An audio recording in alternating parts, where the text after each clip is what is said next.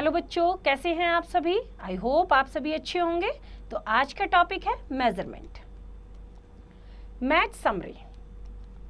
How long, comparing weights, comparing capacities, extra innings, lab activity. Now warm up. Tick the one that is smaller. दोनों में से छोटा कौन सा है? This one. Bigger, bigger means बड़ा, elephant is bigger. Shorter, shorter means छोटा, dog is shorter. Taller, taller means lamba, this one. Now tick the one that is tallest.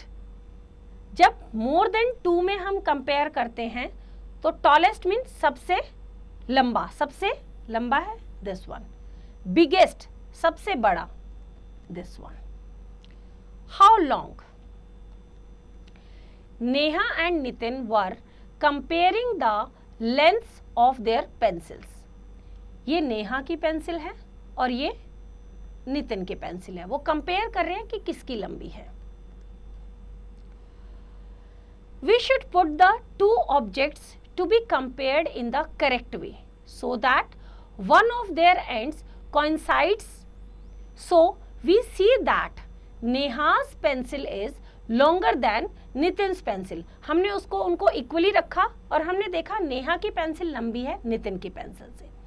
Measuring the length और height means finding out how long और how tall a thing is. We can use some small objects like paper, clips, crayons, small pencils etcetera to measure the length of object. ये pencil है हमारी, this is crayon and this is paper clip. We can also use fingers, hand span, finger इस तरह से हम नाप सकते हैं, hand span इस तरह से हम अपना हाथ खोल के, foot span पैरों को खोल के, और paces to measure length of object। finger से hand span और pace हम अपना पैर खोल के। Use the objects shown below to compare the length of your comb। हमें अपने comb की लेंथ को देखना है कितना है। The length of my comb is about। About का मतलब एग्जैक्टली नहीं, लगभग। जैसे हमारी पेपर क्लिप है, ये लगभग हमारे कितने हैं, कितना होगा 4 to 5 पेपर क्लिप के इक्वल, मतलब 4 to 5 पेपर क्लिप्स के इक्वल इसकी लेंथ होगी। क्रेयॉन हमारा ऑलमोस्ट सेम है, थोड़ा सा है बड़ा छोटा, तो 3 to 4 क्रेयॉन्स। और मैस्टिक हमारी थोड़ी छोटी है तो ये हमारा हो सकता है 5 to 6। 5 to 6 का मतलब लगभग इतना। Now comparing weights. Weight means हल्का भारी। A balance of a weighing machine can be used to compare the weights of two objects. आपने देखा होगा फ्रूट्स वेजिटेबल्स लेने, हम कुछ भी सामान लेने जाते हैं तो वेटिंग मशीन होती है ना वहाँ पे, जहाँ पे हमें पता चलता है कि किसका कितना वेट है।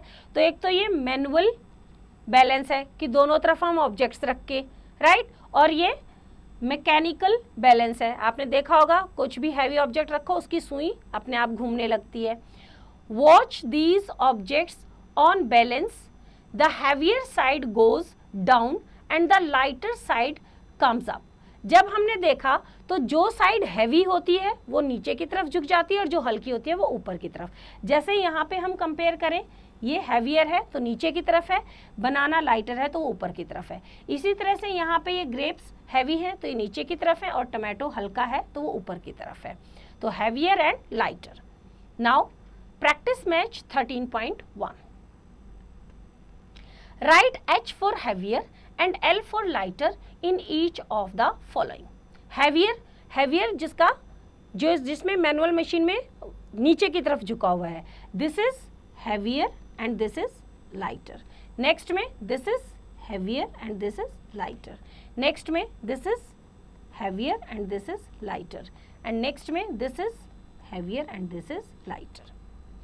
In the figure there are 3 mangoes on one pan and 6 tomatoes on another pan. यहाँ पे 3 mangoes है और यहाँ पे 6 tomatoes है।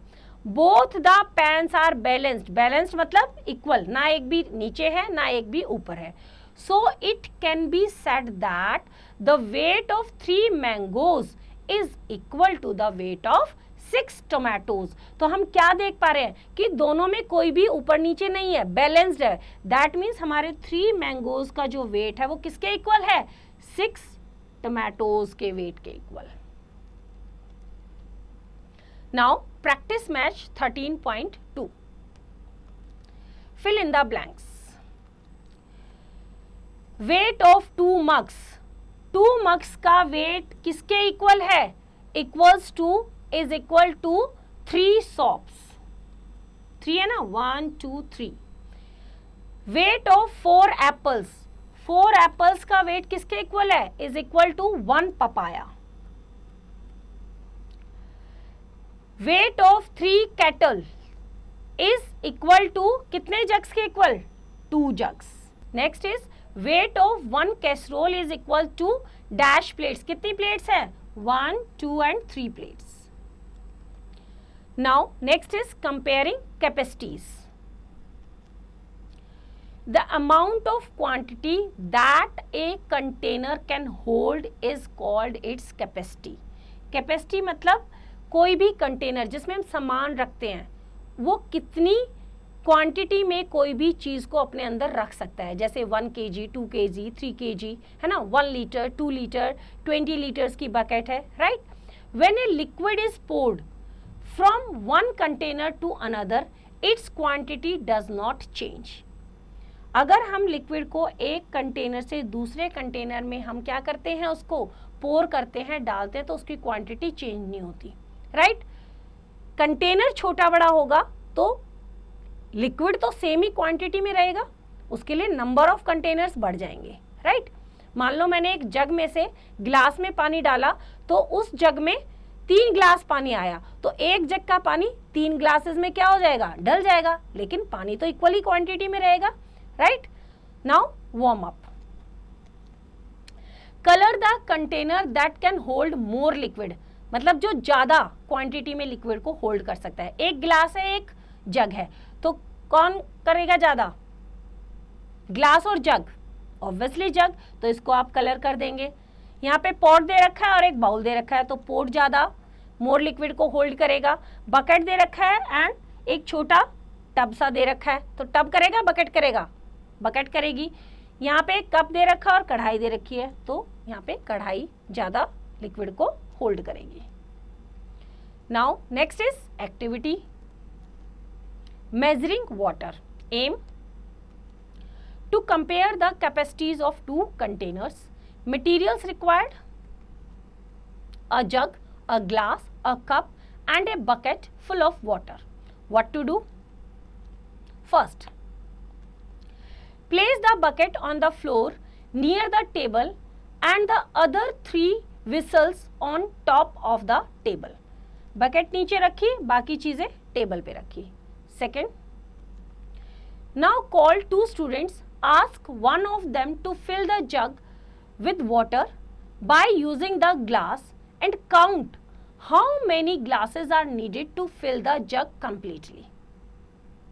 Next, then ask the other child to fill the jug, this time by using the cup. He will also count the number of cups needed to fill that jug. Next, let the children compare these 2 numbers and then find out the quantity of which vessel is more, the glass or the cup. आप बताओ किसकी ज्यादा रहेगी, glass की capacity ज्यादा रहेगी ना। Now, art integrated projects. How many glasses of water do you drink in a day? आप बताओ कितना पानी आप पीते हो एक दिन में, 4 to 5 glasses और ज्यादा, राइट। तो बच्चों, आई होप आपको चैप्टर समझ आया, इसका रिवीजन आप खुद कीजिए।